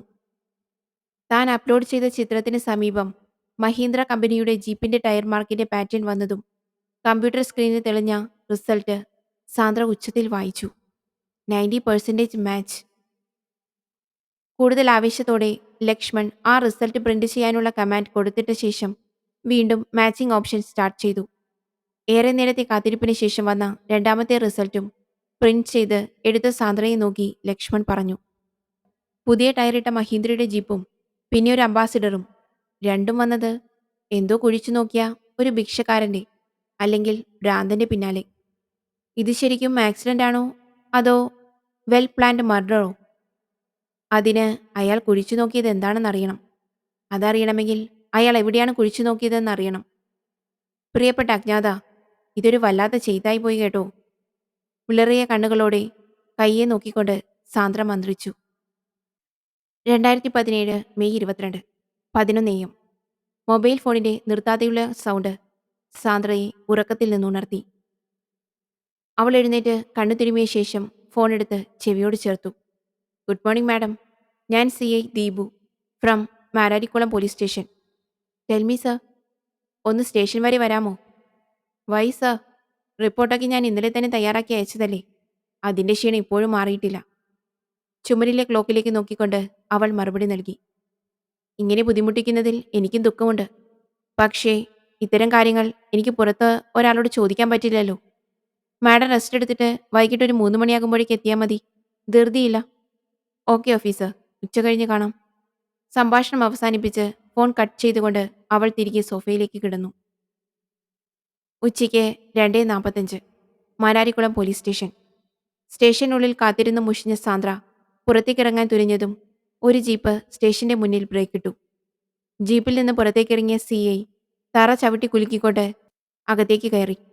മുൻഭാഗത്തെ വാതിലിനരികിൽ നിന്ന സാന്ദ്രയെ കണ്ടതും മുറിയിലേക്ക് വരാൻ ആംഗ്യം കാട്ടിക്കൊണ്ട് CI ധൃതിയിൽ നടന്നകന്നു. പിന്നാലെ നടന്നു വന്ന ആൽബിയെ പിടിച്ചു നിർത്തി ഈ ഗൗരവത്തിന്റെ കാരണം അന്വേഷിക്കണമെന്ന് തോന്നിയെങ്കിലും അവന്റെ മുഖഭാവം കണ്ടതും സാന്ദ്ര തന്റെ തീരുമാനം മാറ്റി അവരെ പിന്തുടർന്നു. Please sit madam. സിഐയുടെ കട്ടിയുള്ള ശബ്ദം കൂടുതൽ കഠിനമായതുപോലെ അവൾക്ക് തോന്നി. സംശയത്തോടെ അയാളുടെ മുന്നിലെ കസേരയിലേക്ക് അവൾ ഇരുന്നതും സിഐ അയാളുടെ വായ തുറന്നു. ഒരു ഡൗട്ട്? ഒന്നല്ല, പലതുണ്ട്. ഓരോന്നായി ചോദിക്കാം. റിപ്പോർട്ടിൽ പറയുന്നത് പോലെ രണ്ടു തരം ചെളികൾ നഖത്തിനടിയിലുണ്ടായാൽ എന്താണ് സംശയത്തിന് വക? സാധാരണ ഒരാളുടെ നഖത്തിന്റെ അടിയിലും അത് വരാലോ. You are correct sir. പക്ഷേ അങ്ങനെ വരുന്ന മണ്ണ്, ചെളി, അതെന്തു തന്നെ ആയാലും ഉപരിതലത്തിൽ, അതായത് സർഫസിൽ ഉള്ളതായിരിക്കും. ആഴം കൂടുന്തോറും ഭൂമിയിലെ മണ്ണിന്റെ സ്വഭാവം, ഗുണം, വെള്ളത്തിന്റെ അളവ്, അങ്ങനെ പലതും മാറും. അതുകൊണ്ടാണ് ഞാൻ ഓട്ടോപ്സി റിപ്പോർട്ടിൽ അത് പ്രത്യേകം മെൻഷൻ ചെയ്ത് എഴുതിയത്. സാന്ദ്രയുടെ മറുപടിയിൽ പഴുതുകളൊന്നുമില്ലാതിരുന്നത് സിഐ ദീപുവിനെ ദേഷ്യം പിടിപ്പിച്ചെങ്കിലും അത് പുറത്തു കാട്ടാതെ അയാൾ തുടർന്നു. അത് പോട്ടെ, രണ്ട് വണ്ടികൾ ഒരാളുടെ ശരീരത്തിലൂടെ കയറി എന്ന് പറഞ്ഞ് ഇത്രയ്ക്ക് പൊല്ലാപ്പൊക്കെ ഉണ്ടാക്കേണ്ട കാര്യമുണ്ടോ? മിക്കവാറും ആക്സിഡന്റ് കേസുകളിൽ, അതും വിജനമായ റോട്ടിൽ, സർവ്വസാധാരണമാണ്. മാഡം വെറുതെ ഓരോരോ സംശയങ്ങളൊക്കെ പറഞ്ഞ് എന്റെ കീഴിലുള്ള ഉദ്യോഗസ്ഥരെ തന്നെ പിരികേറ്റി വിടേണ്ടിയിരുന്നില്ല. ഇതൊരു സാധാരണ ആക്സിഡന്റ് കേസാണ്. ഇനിയല്ലെങ്കിൽ അത് അന്വേഷിക്കാൻ പോലീസ് ഡിപ്പാർട്ട്മെന്റ് ഉണ്ടല്ലോ. ഇതിപ്പോ ഓരോരോ സിനിമയൊക്കെ കണ്ട് ഓരോന്ന് പറഞ്ഞിട്ട് ആ ചെക്കിന് ബുദ്ധിമുട്ടായില്ലേ? ഞാൻ പറയുന്നത് മാഡത്തിന് മനസ്സിലാവുന്നുണ്ടോ? തന്റെ വലതുവശത്തായി കൈകെട്ടി തല താഴ്ത്തി നിന്ന ആൽബിയെ നോക്കിക്കൊണ്ട് സാന്ദ്ര പറഞ്ഞു. മനസ്സിലായി സാറേ. എന്റെ അഭിപ്രായത്തോട് വിയോജിപ്പുണ്ടെങ്കിൽ എന്നോട് നേരിട്ട് തീർക്കാമായിരുന്നു. വെറുതെ കീഴുദ്യോഗസ്ഥന്റെ നേർക്ക് ദേഷ്യം കാണിക്കണ്ടായിരുന്നു. അതിപ്പോ ഞാനല്ലല്ലോ തുടങ്ങി വെച്ചത്. മാഡത്തിന്റെ സംശയം അവനോട് പറഞ്ഞപ്പോൾ ഇതൊന്നും ചിന്തിച്ചില്ലേ? ഈ കേസിന്റെ പിന്നാലെ തൂങ്ങാൻ ഞങ്ങൾക്ക് സമയമില്ല. ആർക്കും വേണ്ടാത്ത ഒരുത്തൻ ആക്സിഡന്റായി ചത്തു. അതിലൊരു ദുരൂഹതയും എനിക്ക് തോന്നുന്നില്ല. പിന്നെ നിങ്ങളുടെ റിപ്പോർട്ടും പറയുന്നുണ്ട് മരണകാരണം ആക്സിഡന്റ് ആണെന്ന്. സോ കേസ് അങ്ങനെ തന്നെ ക്ലോസ് ചെയ്യുകയാണ്. സിഐയുടെ പരുഷമായ മറുപടി സാന്ദ്രയിൽ ദേഷ്യമുണർത്തിയെങ്കിലും അവൾ പുഞ്ചിരിച്ചുകൊണ്ട് മറുപടി പറഞ്ഞു. എന്റെ ഡ്യൂട്ടി ഇവിടെ തീർന്നു. പിന്നാലെ എന്തെങ്കിലും ഒരു പുലിവാല് വന്നാൽ സാറ് തന്നെ പിടിക്കേണ്ടി വരും. എനിവേ, ഞാൻ ഇറങ്ങുകയാണ്. മറുത്തൊന്നും പറയാതെ അയാൾ തന്റെ വലതു കൈ ഉയർത്തി വാതിലിന് നേർക്ക് നീട്ടിപ്പിടിച്ചു. സാന്ദ്ര കസേരയിൽ നിന്ന് എഴുന്നേറ്റ് ആൽബിയെ നോക്കി പറഞ്ഞു. Sorry mister S I. Albi നിറഞ്ഞ കണ്ണുകളോടെ അവളെ നോക്കിയെങ്കിലും അത് ഗൗനിക്കാതെ സാന്ദ്ര പുറത്തേക്ക് നടന്നു. സ്റ്റേഷനിൽ നിന്ന് പുറത്തേക്ക് വന്ന സാന്ദ്ര തന്റെ കാറിനെ എങ്ങോട്ടെന്നില്ലാതെ നയിച്ചുകൊണ്ടിരുന്നു. ഇടയ്ക്കിടെ സ്റ്റിയറിംഗ് വീലിൽ മുഷ്ടി ചുരുട്ടി ഇടിച്ചുകൊണ്ട് കോപം കുറയ്ക്കാൻ ശ്രമിച്ചുകൊണ്ടിരുന്ന അവൾ ഒരു ജംഗ്ഷൻ കണ്ടതും വണ്ടി മെല്ലെ തിരിച്ചു. തിരക്ക് കുറഞ്ഞ ആ റോഡിലൂടെ അല്പദൂരം മുന്നിലേക്ക് ചെന്നതും വലിയൊരു അമ്പലവും അതിനരികിലായി സ്ഥിതി ചെയ്യുന്ന വിശാലമായ ഗ്രൗണ്ടും കണ്ട് സാന്ദ്ര വാഹനത്തിനെ ഗ്രൗണ്ടിലേക്ക് നയിച്ചു. ആൽമരത്തിന്റെ തണലിൽ വണ്ടി പാർക്ക് ചെയ്ത ശേഷം പുറത്തേക്കിറങ്ങിയ അവൾ കാറിൽ ചാരി നിന്ന് അമ്പലത്തിലേക്ക് ഉറ്റുനോക്കിക്കൊണ്ടിരുന്നു. മരത്തിന്റെ ചിലകളെ തഴുകി താഴേക്ക് വന്ന തണുത്ത കാറ്റും ശുദ്ധമായ ഓക്സിജനും അവളുടെ തലയെ മെല്ലെ തണുപ്പിക്കാൻ തുടങ്ങി. സൂര്യരശ്മികളുടെ കാഠിന്യം കുറഞ്ഞുവരുന്നതിനനുസരിച്ച് ഗ്രൗണ്ടിൽ ആളുകൾ കൂടുന്നത് കണ്ട് അവൾ കാറിനുള്ളിലേക്ക് കയറിയിരുന്നു കൊണ്ട് അല്പമകലെ ക്രിക്കറ്റ് കളിക്കാൻ സന്നാഹം കൂട്ടുന്ന ആൺകുട്ടികളെ തന്നെ നോക്കാൻ തുടങ്ങി. പെട്ടെന്ന് എന്തോ ഓർത്തിട്ടെന്ന പോലെ സാന്ദ്ര ഫോണെടുത്ത് കോണ്ടാക്റ്റുകളുടെ കണ്ണോടിച്ചു. ഒടുവിൽ അവളുടെ വിരൽ ഹരിഹരൻ സാർ എന്ന് സേവ് ചെയ്തിരിക്കുന്ന കോണ്ടാക്റ്റിൽ എത്തി നിന്നു. വിളിക്കണോ വേണ്ടയോ എന്ന ചിന്തയിൽ നിന്ന അവളെ ഉണർത്തിക്കൊണ്ട് ഫോൺ ശബ്ദിക്കാൻ തുടങ്ങി. അപരിചിതമായ ആ നമ്പർ അവഗണിക്കാനാണ് അവൾക്കാദ്യം തോന്നിയതെങ്കിലും മനസ്സുമാറി സാന്ദ്ര കോൾ അറ്റൻഡ് ചെയ്തു. ഹലോ മാഡം, ഞാൻ ആൽബിയാണ്. ആ, ആൽബി. എന്റെ നമ്പർ എവിടുന്ന്? ഇത്രയ്ക്ക് ഫേമസ് ആയ ആളിന്റെ നമ്പർ കിട്ടാനാണോ പാട്? മാഡം ഇപ്പോൾ എവിടെയാ? ഞാനിവിടെ. ഒരു മിനിറ്റ് ഒന്ന് നോക്കട്ടെ. കാറിന് പുറത്തേക്കിറങ്ങി അമ്പലത്തിന്റെ ഭാഗത്തേക്ക് നോക്കിയെങ്കിലും ബോർഡുകളൊന്നും തന്നെ അവൾക്ക് കാണാൻ കഴിഞ്ഞില്ല. ഞാനിവിടെ ഒരു അമ്പലത്തിലാണ്. പേരറിയില്ല. ബോർഡൊന്നും കാണുന്നില്ല. അല്ല, ഒരു സ്കൂളിന്റെ ബോർഡ് എന്റെ പിറകിലുണ്ടായിരുന്നു. കണിച്ചുകുളങ്ങര. ഞാൻ നിൽക്കുന്നത് ആ സ്കൂളിന്റെ ഗ്രൗണ്ടിലുള്ള ആൽമരത്തിന്റെ കീഴെയാണ്. ഓക്കെ മാഡം, ഞാനിപ്പോൾ എത്താം. മറുതലിക്കൽ കോൾ കട്ടായതും സാന്ദ്ര തന്റെ ഫോൺ പോക്കറ്റിലേക്ക് നിക്ഷേപിച്ച ശേഷം കാറിൽ ചാരി നിന്ന് കുട്ടികളുടെ ക്രിക്കറ്റ് കളി ആസ്വദിക്കാൻ തുടങ്ങി. 20 മിനിറ്റുകൾക്ക് ശേഷം. ആൽബിക്ക് എന്നോട് ദേഷ്യമുണ്ടോ? ആ ചോദ്യം കേട്ടതും കയ്യിലിരുന്ന കപ്പലണ്ടി തിരികെ പേപ്പറിലേക്ക് ഇട്ട ശേഷം ഗ്രൗണ്ടിൽ തർക്കിക്കുന്ന കുട്ടികളെ ചൂണ്ടിക്കൊണ്ട് ആൽബി പറഞ്ഞു. അത് കണ്ടോ, ബാറ്റിംഗ് ടീമും ബൗളിംഗ് ടീമും തമ്മിലുള്ള തർക്കമാണ്. ആരും വിട്ടുകൊടുക്കില്ല. പക്ഷേ കളി കഴിഞ്ഞ് തിരികെ വീട്ടിലേക്ക് പോകുമ്പോൾ അവരൊക്കെ തോളിൽ കൈയുമിട്ട് സന്തോഷത്തോടെ മടങ്ങിപ്പോകും. നമുക്കാരോടും നീരസം തോന്നിയിട്ട് ഒരു കാര്യവുമില്ല. അത് ചിന്താശക്തി ഇല്ലാതാക്കും. അത്ര തന്നെ. അതുകൊണ്ടാണോ കപ്പലണ്ടിയും വാങ്ങി വന്നത്?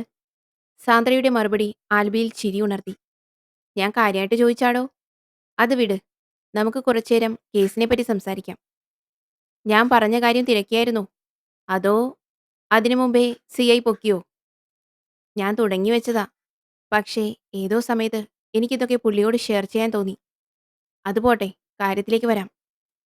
നമ്മുടെ സംഭവം നടന്നിരിക്കുന്നത് കഞ്ഞിക്കുഴി പഞ്ചായത്തിലാണ്. പക്ഷേ വളരെ ദൂരെയല്ലാതെ മാരാരിക്കുളം വടക്ക് പഞ്ചായത്തും തെക്ക് പഞ്ചായത്തും സ്പോട്ടിന് സമീപമുണ്ട്. അതുകൊണ്ട് ഞാനാദ്യം കഞ്ഞിക്കുഴി പഞ്ചായത്തിലെ ചില പ്രദേശങ്ങളിലാണ് അന്വേഷിച്ചത്. പക്ഷേ എല്ലാവരുടെയും ഉത്തരം നെഗറ്റീവായിരുന്നു. ആ വഴി ശരിയല്ലാത്തതുകൊണ്ട് രാത്രികാലങ്ങളിൽ ആരും അത് ഉപയോഗിക്കാറില്ല. ഇനി അഥവാ ഉപയോഗിച്ചാൽ തന്നെ മറ്റു പല കാര്യങ്ങൾക്കും വേണ്ടിയുള്ള ഉപയോഗമായതിനാൽ തുറന്നു പറയില്ല. ഇത്രയൊക്കെയുള്ളൂ എന്റെ കണ്ടെത്തൽ. പിന്നെയൊരു കാര്യം, ചോദിക്കുന്നത് തെറ്റാണെങ്കിൽ വിട്ടുകളയണേ. ഈ കേസിൽ മാഡത്തിനെന്താണ് ഇത്ര താല്പര്യം? Anything personal? ഏയ്, എനിക്ക് ഈ കേസിൽ പേഴ്സണൽ ഇൻട്രസ്റ്റ് ഒന്നുമില്ല. പക്ഷേ ഞാൻ അറ്റൻഡ് ചെയ്യുന്ന ഒരു കേസും തോൽക്കരുതെന്ന് എനിക്ക് നിർബന്ധമുണ്ട്. അതുകൊണ്ട് ഞാൻ പലപ്പോഴും ഫീൽഡിലിറങ്ങി അന്വേഷിക്കാറുണ്ട്. ഇതിപ്പോ ആദ്യമായിട്ടൊന്നുമല്ല സ്റ്റേഷൻ ഇൻചാർജ് എന്നെ ഓടിക്കുന്നത്. അങ്ങനെ ഓടിച്ചുവിട്ടവരിൽ പലരും പിന്നീട് എന്നെ അഭിനന്ദിച്ചിട്ടുമുണ്ട്. ഈ കേസും അതുപോലെ ഒന്നാകുമായിരിക്കും. ആൽബി കൂടുന്നോ എൻ്റെ ഒപ്പം? അതിപ്പോ ഞാനൊരു പണി ചെയ്യാം. ആ സ്റ്റേഷൻ എസ് ഐ എന്ന നിലയ്ക്ക് തരാൻ പറ്റുന്ന സപ്പോർട്ട് തരാം. അതും CI സാറിനെ അനുസരിച്ചുകൊണ്ട് മാത്രം. ഞാൻ കയറി ഗോളടിച്ചാൽ പുള്ളിക്ക് വീണ്ടും ഈഗോ പ്രോബ്ലം ആകും. സോ ഞാനൊരു ഗസ്റ്റായി മാഡത്തിന്റെ കൂടെ നിൽക്കാം. ആൽബിയുടെ മറുപടിയിൽ തുളുമ്പി നിന്ന ആകുലതകൾ മനസ്സിലാക്കിയ സാന്ദ്ര മിച്ചമുള്ള കപ്പലണ്ടി കൂടെ ചവച്ചിറക്കി. കടലാസ് താഴേക്കിട്ട ശേഷം പറഞ്ഞു. അതെനിക്ക് മതിയാകില്ല ആൽബി. സോ ഈ നാടിനെപ്പറ്റി നല്ലോണം അറിയുന്ന ഒരാളെ എനിക്ക് ഒപ്പിച്ചു തരണം. മാത്രമല്ല മുഴുവൻ സമയവും എൻ്റെ കൂടെ കറങ്ങാൻ പറ്റുന്ന ആളായിരിക്കണം. അതാകുമ്പോൾ അകത്തും പുറത്തും എനിക്ക് സപ്പോർട്ട് കിട്ടുമെന്ന് മാത്രമല്ല അന്വേഷണവും എളുപ്പമാകും. ഓക്കെ?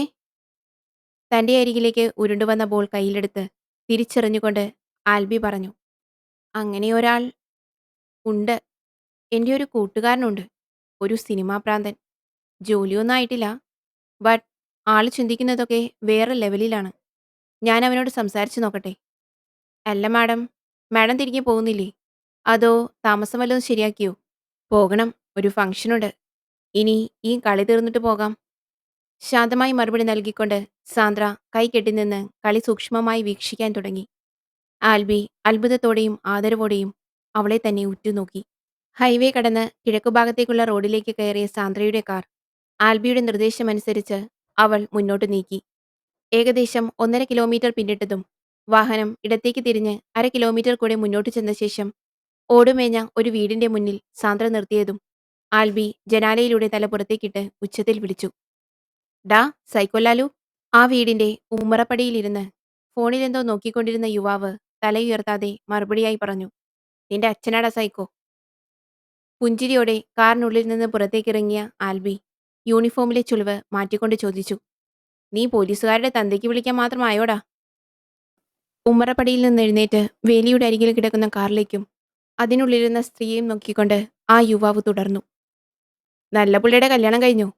എവിടെന്ന് ചാടിച്ചതാടാ? എന്നാലും എന്നോടൊരു വാക്ക് പറയായിരുന്നു. ആ വായൊന്ന് അടക്കടാ. ഇതൊന്നുമല്ല. നിന്റെ അമ്മയില്ലേ? ആ യുവാവ് നടന്ന് ആൽവിയുടെ അരികിലെത്തി അവന്റെ തോളിലൂടെ കൈയിട്ടുകൊണ്ട് പറഞ്ഞു. എന്റെ ചേച്ചിയൊരുത്തിയില്ലേ? അവളുടെ വീട്ടിലേക്ക് പോയേക്കോ അമ്മ. ഇന്ന് രാവിലെ അളിയൻ വന്ന് കൊണ്ടുപോയി. സത്യം പറ, നീ വളച്ച പെണ്ണല്ലേ ആ വണ്ടിക്കുള്ളിൽ? പറയാം. ആ വണ്ടിയിലിരിക്കുന്നത് ഒരു ഡോക്ടറാണ്. ആള് നിന്നെപ്പോലെ ഇച്ചിരി വട്ടുകൂടി ഐറ്റമാണ്. അതുകൊണ്ട് നിന്റെ ഹെൽപ്പ് എനിക്ക് വേണം. എന്തോ റിസർച്ച് എന്നും പറഞ്ഞാ അവരിപ്പോ നമ്മുടെ നാട്ടിലേക്ക് കെട്ടിയെടുത്തേക്കുന്നത്. എനിക്ക് ഡ്യൂട്ടി ഉള്ളതുകൊണ്ട് ഫുൾ ടൈം കൂടെ നടന്ന് അവർക്ക് ആവശ്യമുള്ള ഡാറ്റ കൊടുക്കാൻ പറ്റില്ല. അതുകൊണ്ട് എനിക്ക് പകരം നീ പോണം. ഏയ്, അത് നടക്കില്ലടാ.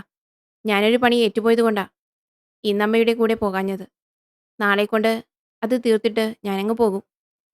നീ വേറെ ആരെങ്കിലും നോക്കടാ. ആ മറുപടി ആൽബിയിൽ നിരാശ പടർത്തി. ഹേയ് ആൽബി, എല്ലാം ഓക്കെ അല്ലേ?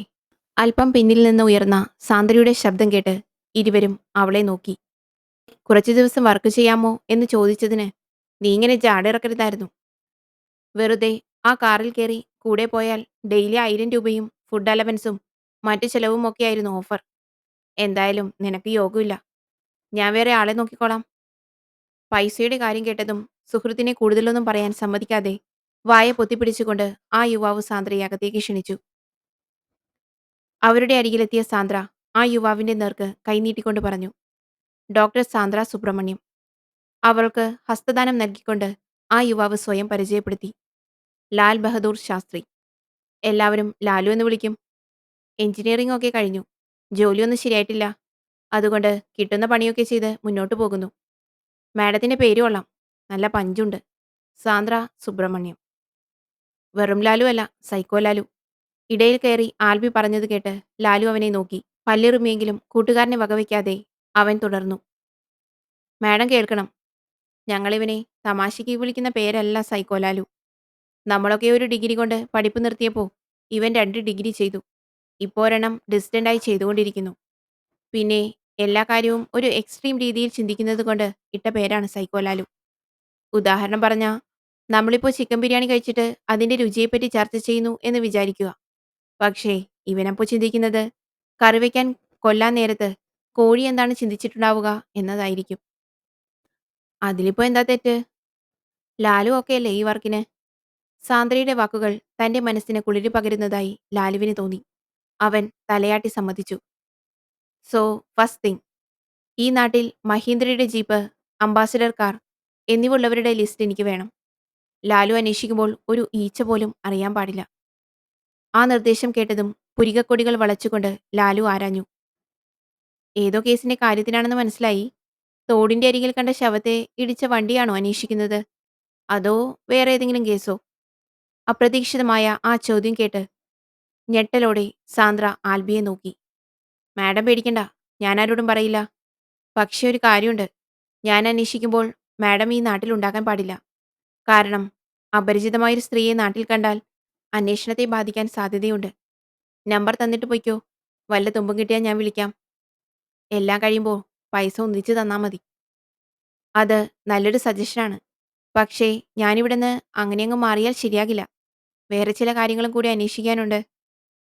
ഒരു പണി ചെയ്യാം. കഞ്ഞിക്കുഴി പഞ്ചായത്തിൽ ലാലു അന്വേഷിക്ക്. ഞാൻ മാരാരിക്കുളം തെക്ക് പഞ്ചായത്തിൽ നോക്കാം. ആൽബി മാരാരിക്കുളം വടക്ക് പഞ്ചായത്ത് കവർ ചെയ്യട്ടെ. ഓക്കെ അല്ലേ? എന്നാ പിന്നെ നമുക്കങ്ങ് ഇറങ്ങിയാലോ ആൽബി? ശരി മാഡം. എടാ സൈക്കോ, ഞാൻ വിളിക്കാമേ. ലാലുവിനോട് വിട പറഞ്ഞുകൊണ്ട് ആൽബി സാന്ദ്രയും കൂട്ടി കാറിനരികിലേക്ക് നടക്കാൻ തുടങ്ങി. ലാലു അവരെ തന്നെ നോക്കിക്കൊണ്ട് കൈവിരലുകൾ മടക്കി എന്തൊക്കെയോ മനസ്സിൽ കണക്കുകൂട്ടിക്കൊണ്ടിരുന്നു. അവൻ ഭയങ്കര ഷാർപ്പാണ്. സൂക്ഷിക്കണം. കാറിലേക്ക് കയറുന്നതിനിടയിൽ മുറ്റത്ത് നിന്ന ലാലുവിനെ നോക്കിക്കൊണ്ട് സാന്ദ്ര പറഞ്ഞു. അത് പറയുമ്പോൾ അവളുടെ കണ്ണുകളിൽ അതുവരെ ഇല്ലാതിരുന്ന ഒരു തിളക്കം വിളങ്ങി നിന്നിരുന്നു. ഒരെത്തും പിടിയും കിട്ടാതെ ഫോണിൽ തോണ്ടിക്കൊണ്ടിരുന്ന സാന്ദ്രയുടെ മുഖത്ത് പ്രതീക്ഷയുടെ പുതുനാമ്പുകൾ വിരിയിച്ചുകൊണ്ട് ലാലുവിന്റെ മെസ്സേജ് കണ്ടു. Meet me at Kanichukulangara temple now. സന്ദേശം വായിച്ചു തീർന്നതും സാന്ദ്ര ക്വാർട്ടേഴ്സിൽ നിന്നിറങ്ങി കാറിനരികിലേക്ക് ഓടി. പൊടി പറത്തിക്കൊണ്ട് സ്കൂൾ ഗ്രൗണ്ടിലേക്ക് കയറിയ കാർ ബാലൻസ് ചെയ്ത് ആൽമരത്തിന്റെ തണലിലേക്ക് കയറ്റി നിർത്തിയ ശേഷം പുറത്തേക്കിറങ്ങിയ സാന്ദ്രയെ കണ്ട് ലാലുവും ആൽബിയും പുഞ്ചിരിച്ചുകൊണ്ട് സ്വാഗതം ചെയ്തു. അവരുടെ നടുവിൽ ആൾത്തറയിലേക്ക് കയറിയിരുന്നു കൊണ്ട് അവൾ ചോദ്യരൂപേണ ലാലുവിനെ നോക്കി. നിങ്ങൾ രണ്ടാളും കൂടെ എന്നെ പെടുത്തിയതാണല്ലേ? നീ എന്താ ഉദ്ദേശിച്ചേ ലാലു? ആൽബിയുടെ ചോദ്യത്തിന് മറുപടിയായി ലാലു തുടർന്നു. നിങ്ങൾ രണ്ടുപേരുടെ അന്വേഷണം ശരിയല്ല. അതുകൊണ്ടാണ് ഇത്രയും ദിവസം നമുക്ക് സ്പെൻഡ് ചെയ്യേണ്ടി വന്നത്. തൽക്കാലം ഞാൻ ക്ഷമിച്ചിരിക്കുന്നു. ഇപ്പോൾ കാര്യത്തിലേക്ക് വരാം. കഞ്ഞിക്കുഴി പഞ്ചായത്തിൽ ആകെയുള്ളത് 2 അംബാസഡർ കാറാണ്. അതിലൊന്ന് ഒരു രഘുവിൻ്റേതാണ്. ആ കാർ വീട്ടിലെ ആവശ്യങ്ങൾക്ക് മാത്രമേ ഉപയോഗിക്കാറുള്ളൂ. കൈമാറ്റം ചെയ്യാറില്ല. രണ്ടാമത്തെ വണ്ടി എൻ്റെ ഒരു സുഹൃത്തിൻ്റെയാണ്. അവൻ്റെ അപ്പൂപ്പൻ വാങ്ങിയ വണ്ടിയാണ്. That means very old one. അത് വല്ലപ്പോഴും കണ്ടീഷൻ നോക്കാൻ മാത്രം അവൻ ഓടിക്കാറുള്ളൂ. അങ്ങനെ നോക്കുമ്പോൾ ഈ കേസിൽ ഞാൻ പറഞ്ഞ 2 വണ്ടികളെയും അതിൻ്റെ ഉടമസ്ഥരെയും ഒഴിവാക്കാം. പിന്നെ ഈ പഞ്ചായത്തിൽ ആർക്കും ജീപ്പ് സ്വന്തമായില്ല. പക്ഷേ മാരാരിക്കുളം വടക്ക് പഞ്ചായത്തിൽ 2 ജീപ്പുകളും 3 കാറുകളുമുണ്ട്.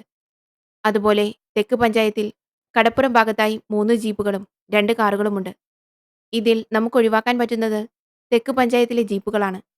കാരണം അത് കടപ്പുറത്തോടുന്ന ടൂറിസം ഡിപ്പാർട്ട്മെന്റിന്റെ വണ്ടികളാണ്. അവിടെയുള്ളതിൽ ഒരു അംബാസഡർ കാർ ഓടാനുള്ള പരുവത്തിലല്ല. മറ്റേത് ഉടമസ്ഥന്റെ കയ്യിൽ തന്നെയുണ്ട്. ആ കാറിനെപ്പറ്റി കൂടുതൽ വിവരമൊന്നും കിട്ടിയില്ല. അതുകൊണ്ട് ഞാനതിനെ ഡൗട്ട് ലിസ്റ്റിൽ ഇട്ടിരിക്കുകയാണ്. ഇനി വടക്ക് പഞ്ചായത്തിലേക്ക് വന്നാൽ അവിടെയുള്ള 2 ജീപ്പുകളിലൊന്ന് ഒരു മഹേശ്വരൻ മുതലാളിയുടേതാണ്. ഒരു അബ്കാരി.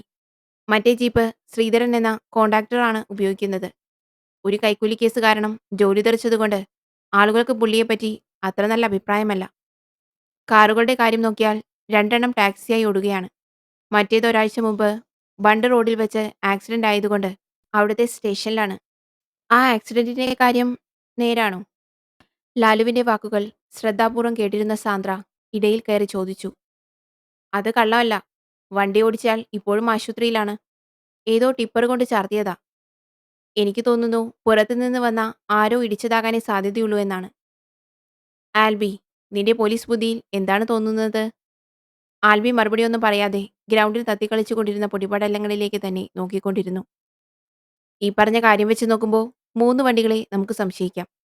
തെക്ക് പഞ്ചായത്തിലെ കാർ, അതായത് ലാഡു ഡൗട്ട് ലിസ്റ്റിലിട്ട വണ്ടി, പിന്നെ വടക്ക് പഞ്ചായത്തിലെ 2 ജീപ്പുകൾ.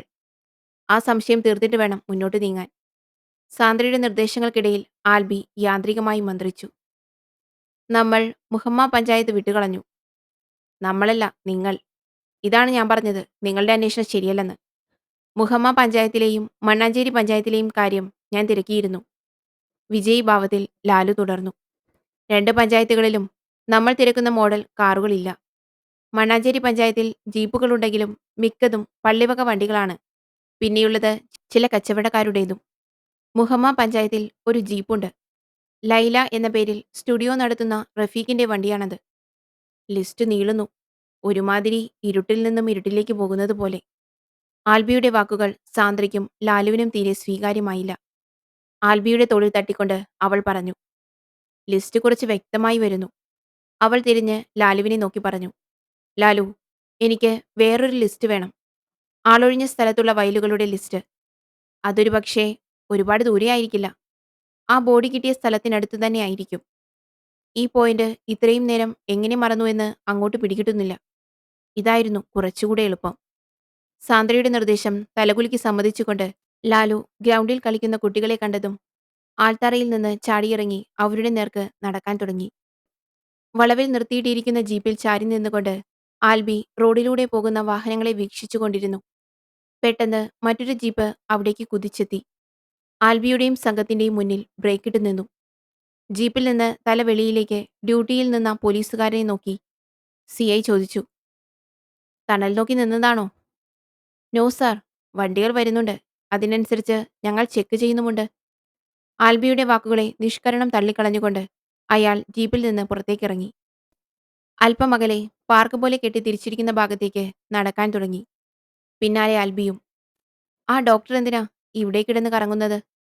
അപ്രതീക്ഷിതമായ ചോദ്യത്തിനു മുന്നിൽ തെല്ലൊന്ന് പതറിയെങ്കിലും സമചിത്തത വീണ്ടെടുത്തുകൊണ്ട് ആൽബി ചോദിച്ചു. ഏത് ഡോക്ടറാണ് സർ? താൻ ചുമ്മാ ഉരുണ്ട കളിക്കണ്ട.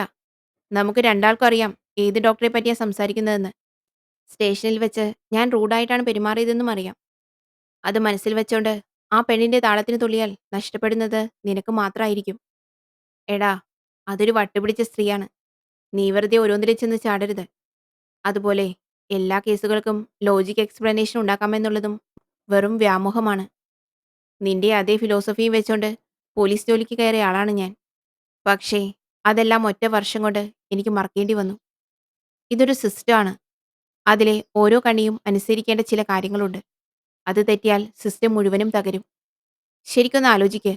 അപ്പോൾ മനസ്സിലാകും. അല്ലാതെ സിനിമ കണ്ട അനുഭവം വെച്ചോണ്ട് പോലീസ് ജോലിക്ക് വന്നാൽ കുറച്ചു കഴിയുമ്പോൾ ആർക്കും വേണ്ടാതെ വീട്ടിലിരിക്കേണ്ടി വരും. മേലുദ്യോഗസ്ഥനായിട്ടല്ല, സ്വന്തം ജ്യേഷ്ഠൻ പറയുന്നതായി കണ്ടാൽ മതി. ആ വാക്കുകൾ അവന്റെ മനസ്സിൽ ആഴത്തിൽ പതിച്ചു. പാർക്കിലെ ബെഞ്ചിലേക്കിരുന്ന ദീപുവിന്റെ മുന്നിൽ നിറകണ്ണുകളോടെ നിന്നുകൊണ്ട് ആൽബി മറുപടി നൽകി. സോറി സർ, ഞാൻ ഞാൻ സാറിനെ വല്ലാതെ തെറ്റിദ്ധരിച്ചു. 2 ദിവസങ്ങൾക്ക് ശേഷം രാത്രി 12:16 AM. ശവം കിട്ടിയ സ്ഥലത്തിന് കുറച്ച് കിഴക്ക് മാറിയുള്ള വയൽ. മേഘാവൃതമായിരുന്ന ആകാശത്തിലേക്ക് ഇടയ്ക്കിടെ കണ്ണെറിഞ്ഞുകൊണ്ട് നീണ്ടുപരന്ന് കിടക്കുന്ന വയലിന്റെ മാറിലൂടെ നടന്നു നീങ്ങിയ ലാലു വയലിന്റെ ഒരു ഭാഗത്തെത്തി.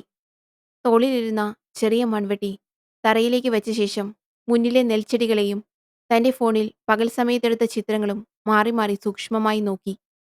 തന്റെ മുന്നിൽ നിൽക്കുന്ന ചെടികൾ ഫോട്ടോയിൽ കണ്ടതുപോലെ അല്പം വാടിയതാണെന്ന് ഉറപ്പുവരുത്തിയ ശേഷം അവൻ രണ്ട് കൈകളും കൊണ്ട് അവയെ പിഴുതെടുക്കാൻ തുടങ്ങി. ഇളകിക്കിടന്ന മണ്ണ് ആ ചെടികളെ നിഷ്കരുണം അവന്റെ കൈകൾക്ക് വിട്ടുകൊടുത്തു. 1 മീറ്റർ വ്യാസത്തിൽ ചെടികൾ പറിച്ചുമാറ്റിയതിനു ശേഷം അവൻ കയ്യിലിരുന്ന മൺവെട്ടി ഉപയോഗിച്ച് അവിടം കുഴിക്കാൻ തുടങ്ങി. അല്പസമയത്തെ അധ്വാനം കൊണ്ട് അവൻ അവിടെ വലിയൊരു കുഴി സൃഷ്ടിച്ചു. തന്റെ പാദത്തിൽ ജലത്തിന്റെ കണികകൾ വന്ന് സ്പർശിക്കാൻ ആരംഭിച്ചതും അവൻ കുഴിയെടുപ്പ് നിർത്തി മണ്ണ് തിരികെ വലിച്ചിടാൻ തുടങ്ങി. ദ്രുതഗതിയിൽ കുഴി മൂടിയതിനു ശേഷം പിഴുതെടുത്ത ചെടികൾ തിരികെ നട്ടു. ശേഷം മുഖത്തെ വിയർപ്പ് തുടച്ചുകൊണ്ട് അവൻ ആകാശത്തിലേക്ക് നോക്കി. പെട്ടെന്ന് ആകാശത്തിന്റെ അതിരുകളെ കീറിമുറിച്ചുകൊണ്ട് താഴേക്കിറങ്ങി വന്ന മിന്നൽ ആ വയലിനെ പ്രഭാപൂരിതമാക്കി. ആ നേരിയ സമയത്തിനുള്ളിൽ വയലിന്റെ അങ്ങേ തലയ്ക്കൽ ഒരു മനുഷ്യരൂപം കണ്ടതും അവൻ ഞെട്ടലോടെ തറയിലേക്ക് കുനിഞ്ഞിരുന്നുകൊണ്ട് മന്ത്രിച്ചു. ആരോടെങ്കിലും പറഞ്ഞിട്ടുണ്ടാക്കിയാ മതിയായിരുന്നു. വീടിന്റെ മുറ്റത്തേക്ക് കയറിയതും സൈക്കിളിൽ നിന്ന് ചാടിയിറങ്ങിയ ലാലു പറമ്പിന്റെ പടിഞ്ഞാറേ മൂലയിലുള്ള കുളം ലക്ഷ്യമാക്കി ഓടി. പോക്കറ്റിലിരുന്ന ഫോൺ മരച്ചുവട്ടിൽ വെച്ച ശേഷം കുളത്തിലൊന്ന് മുങ്ങി നിവർന്ന് ദേഹത്തെ ചെളി മുഴുവൻ കഴുകിക്കളഞ്ഞുകൊണ്ടിരുന്ന ലാലുവിന്റെ ശ്രദ്ധ വീടിന് മുന്നിൽ തെളിഞ്ഞ പ്രകാശത്തിലേക്ക് നീണ്ടു. ഏതോ ഒരു വാഹനത്തിന്റെ ഹെഡ്ലൈറ്റ് ആണെന്ന് മനസ്സിലാക്കിയ ലാലു ശബ്ദമുണ്ടാക്കാതെ കരയിലേക്ക് കയറി മരച്ചുവട്ടിൽ മറഞ്ഞു നിന്നുകൊണ്ട് വീടിന്റെ മുൻഭാഗത്തേക്ക് നോക്കി. പെട്ടെന്ന് ലാലുവിന്റെ ഫോൺ ഉച്ചത്തിൽ ശബ്ദിച്ചു. ഞെട്ടിത്തിരിച്ചവൻ ഫോൺ കയ്യിലെടുത്ത് സൈലന്റ് ആക്കിയ ശേഷം കോൾ അറ്റൻഡ് ചെയ്തുകൊണ്ട് കുളത്തിനരികിൽ നിന്ന് നടന്നു നീങ്ങാൻ തുടങ്ങി. മാഡം, പിന്നെ വിളിക്ക്. എന്റെ വീട്ടിൽ ആരോ ഉണ്ട്. വിറയ്ക്കുന്ന ശബ്ദത്തിൽ ലാലു അത് പറഞ്ഞു തീർത്തു. പ്രിയ കൂട്ടുകാരെ, ഈ കഥയുടെ അവസാന ഭാഗം അടുത്ത ദിവസം വരുന്നതായിരിക്കും. കഥ നിങ്ങൾക്ക് ഇഷ്ടമാകുന്നുണ്ടെങ്കിൽ ചാനൽ ഒന്ന് സബ്സ്ക്രൈബ് ചെയ്യണേ. കൂടെ ഒരു ലൈക്കും കൂടി. Thank you.